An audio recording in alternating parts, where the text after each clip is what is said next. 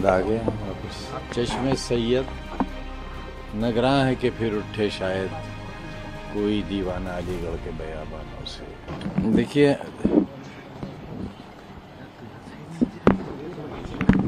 मेरी तबाहियों में मेरा अपना हाथ है। हम पर मुकदमे कायम कराने वाले लोगों में कौन लोग हैं? सबसे पहले 8 मुकदमे हम पर कायम हुए और उन्होंने ये कहा कि आज़म खान ने जबरन हमसे ज़मीनें छीन। मैं नहीं जानता क्या हुआ। मैं तो ये जानता हूँ कि मैं 1 साल सीन से आउट रहा क्योंकि पुलिस कहती थी कि एनकाउंटर हो जाएगा, और 27-28 महीने में एक ऐसी कोठरी में रहा जिसमें उन लोगों को बंद किया जाता था जिन्हें 2 दिन बाद फांसी देना होती थी।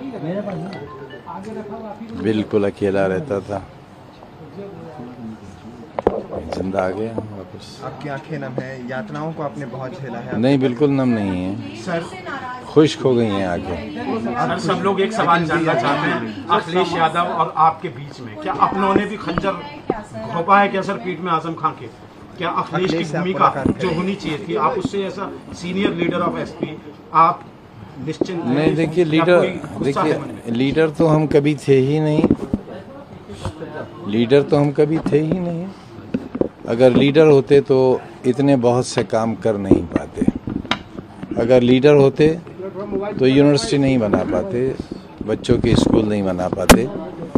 और आपको ये मालूम होना चाहिए कि मौलाना मोहम्मद अली जौहर ट्रस्ट, जिसका मैं चेयरमैन हूँ, और यूनिवर्सिटी का जिसका मैं चांसलर हूँ, ये नॉन बेनिफिशियरी ऑर्गेनाइजेशन है। हम लोग इसमें देते हैं पैसा, न तो सैलरी लेते हैं, खाना और नाश्ता भी हमारा घर से जाता है, न हम न हमारा कोई सदस्य। हाँ, ये अलग बात कि जब दरोगा जी हमारा बयान लेने के लिए जेल में गए तो उन्होंने बहुत तारीफ करी कि आपने बड़ा अच्छा शहर बनाया है, यूनिवर्सिटी बड़ी अच्छी बनाई है। हमदर्दी जाहिर की और ये भी कहा कि आप जब रामपुर आएँ ज़मानत पर तो कोशिश करिएगा कि भूमिगत रहें। आप पर इतने मुकदमे हैं कि आपका इनकाउंटर भी हो सकता है। तो जब ये थ्रेटनिंग मुझे जेल में मिल सकती है, उसके बाद तो फिर कोई अपना कोई पराया रह ही नहीं जाता। अगला कदम क्या होगा? अगला कदम आपका और पार्टी का क्या होगा? मायावती जी भी आपकी तारीफ कर रही है।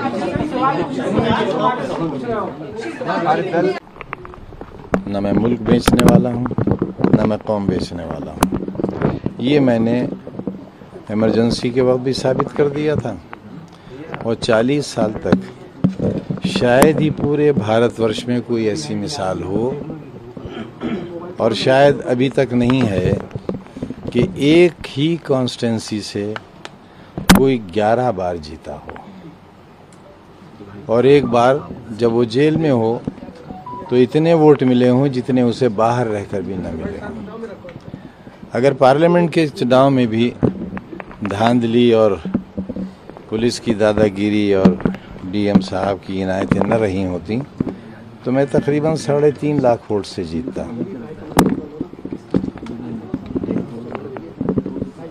अगर आप बाहर होते तो समाजवादी पार्टी के लिए आपका बाहर रहना सरकार बनाने में कितना सहायक होता? देखिए, ये अगर की बातों पर यकीन इसलिए न करिए कि हम आप सब एक ताकत को मानने वाले हैं, एक सुप्रीम पावर को। यही सब होना था। लीडर ऑफ ऑपोजिशन के लिए आपका नाम क्यों नहीं जाता? आपने सीनियर असेंबली मेंबर। इसलिए कि मैं उससे भी ज्यादा सीनियर हूँ। लेकिन सर, आपके लोगों में नाराजगी है। उन्होंने कहा कि सिर्फ हमारे शरीर से अखिलेश यादव को बदबू आ चुकी है। आपके आज भी देख रहे हैं कितने समर्थक सड़कों पे थे। वो चाहते हैं कि आजम खान अगर खड़े होते हैं तो बीजेपी का विकल्प एक दे सकते हैं आजम खान। क्या मुस्लिमों का एक बड़ा चेहरा बनकर एक विकल्प दे सकते हैं? क्या मायावती? देखिए, इस वक्त मेरे लिए बीजेपी, बहुजन समाज पार्टी या कांग्रेस इसलिए बहुत बड़ा सवाल नहीं है क्योंकि ये मेरे परिवार पर, मेरे लोगों पर हज़ारों की तादाद में जो मुकदमे दायर किए हैं, उनमें बस मैं ये कह सकता हूँ कि मेरी तबाहियों में मेरा अपना हाथ है। मेरे अपने लोगों का बड़ा कंट्रीब्यूशन है और बस मालिक से दुआ है कि उन्हें सद्बुद्धि आए। आप इशारे में सब चीज कह रहे हैं, आपका अपना अंदाज बयां जो है वो बिल्कुल जुदा होता है, लेकिन सब लोग जानना चाहते हैं कि जो तकलीफ और जिस 27 महीने की पीड़ा से आप गुजरे हैं और जो एक पार्टी होती है, देखिए एक माँ बाप के तौर पर पार्टी होती है आजम भाई, उस पार्टी ने क्या आपको लगता है कि जिसके लिए आपने 40 वर्षों तक सड़क पर लेकिन सुना यह है कि महबूबा के कहने पर किसी ने अपनी माँ का दिल निकाल लिया था और वो दिल निकाल कर जब महबूबा की तरफ बढ़ गया तो ठोकर लगी और दिल के साथ गिर गया। तो माँ के दिल से आवाज आई थी, बेटे तेरे चोट तो नहीं लगी। तो इतने सब कुछ होने पर भी माफ करने को तैयार नहीं, मैं खतावार मानता ही नहीं हूँ। मैं खतावार मानता ही नहीं हूँ तो मैं माफ किस चीज के लिए करूँ। मेरे लिए जिसने जितना किया उसका शुक्रिया, जिसने नहीं किया उसका भी शुक्रिया। किसने कितना किया आपसे बेहतर कौन जान सकता है। अखिलेश यादव जी का ट्वीट भी 6 घंटे बाद आता है और पूरे देश ने ट्वीट किए, खुशियां मनाई, लड्डू बांटे। शिवपाल यादव से आपने मुलाकात की लेकिन अखिलेश यादव के डेलीगेशन से मुलाकात नहीं की। मेरी तबीयत ठीक नहीं थी। आजम भाई, कपिल सिब्बल साहब ने आपकी वकालत की सुप्रीम कोर्ट में। आजम भाई,